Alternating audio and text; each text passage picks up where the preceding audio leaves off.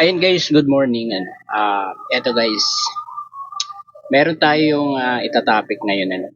Kasi doon sa live ni Kuya Jello, sinabi niya dito na trespassing daw si Kuya Mel at si Kindred TV doon sa nangyari kahapon na girian ni Iking at ni Kuya Mel at ni Kindred TV. So, eto guys, nag-search tayo. Nag-search tayo kung kailan magiging trespassing ang action ng isang individual. Ano po? Ito po sinagot niya tayo ang isang action ay magiging trespassing o pagpasok ng walang pahintulot kapag ang isang individual ay pumasok sa tirahan o ibig sabihin sa bahay, di ba? O nakasara, nakabakod na ari-arian ng ibang tao. Yun, trespassing yun daw yung matatawag, di ba? Nang labag sa kalooban ng may-ari, laban sa hayag o ipinahihiwatig na pagbabawal at walang legal na kadahilanan. Yun. Yun yung matatawag natin na trespassing guys. Pero yung nangyari kahapon, 'di ba sa kalsada naman sila. Nasa kalsada naman sila. So public 'yun, 'di ba? Public place 'yun. Kaya walang trespassing na nangyari, 'di ba? At ang isa pa dito guys, nalaman din natin na sinigawan daw ni Doc Love itong mga to, no? Kaya huminto itong sina Kuya Kindred, no? At nauna pala doon sina Kuya Kindred at saka yung mga kasama niya, no? Bago pa ito dumating itong mga kalingap na iba. Si Kuya Mel, huli nang dumating 'yon. Matagal na daw sina Kuya Kindred doon, At umpisang-umpisa pa lang, naka-video na itong asawa ni Iking, So, andun lahat sa kanila yung copy, kung ano ba talagang nangyari doon kahapon, guys. So, kailangan itong i-upload, sabi ng iba, kailangan i-upload para malaman kung ano yung totoo.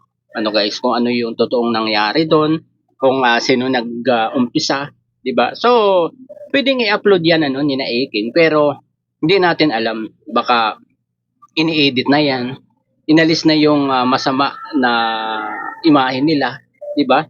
At yun na lang siguro edited na 'yan, guys. Kapag sila na yung 'di ba?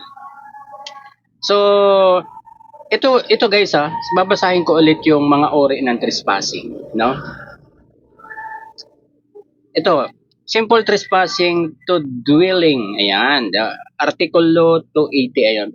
Pagpasok sa tinatahanang bahay ng ibang tao ng labag sa kalooban ng nakatira kahit walang ginamit na dahas.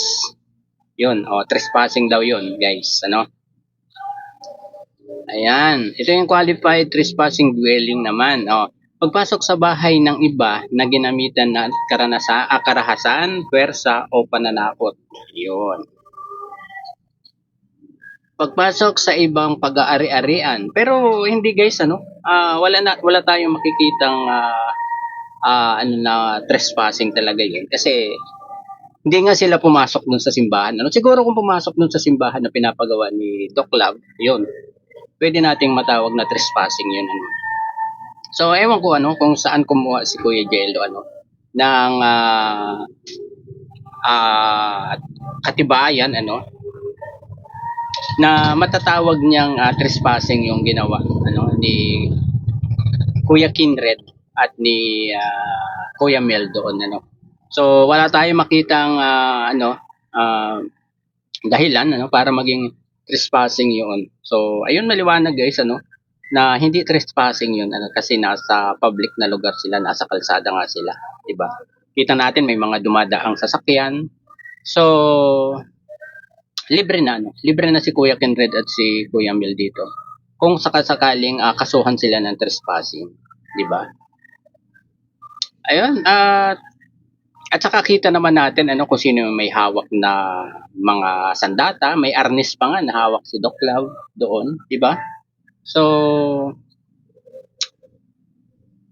ayun, Ayun guys, sana magpatawaran na lang sila talaga, 'di ba?